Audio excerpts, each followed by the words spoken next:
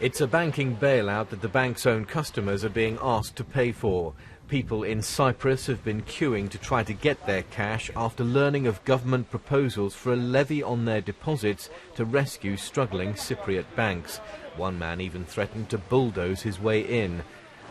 Cyprus and Britain have strong historical ties, and there are nearly 60,000 British expats living there, many attracted by the weather and, until now, the generous interest rates. They too will share the pain. Even if you have a few thousand in the bank, you might have been able to earn 3% on it.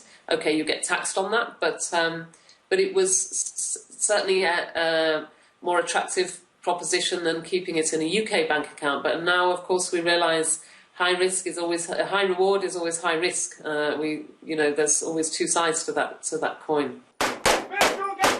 If the charge targets members of the British Armed Forces stationed in Cyprus, the government says they'll be compensated, and no one living in Britain but with money in Cypriot banks will have to pay.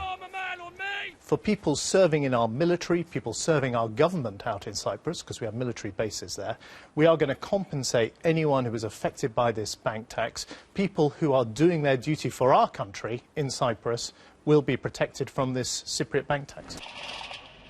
The plan is for those with less than €100,000 in their account to pay a one-off tax of 6.75%, while those with more would pay nearly 10%.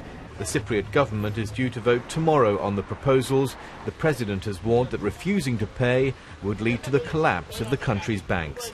Ben Ando, BBC News.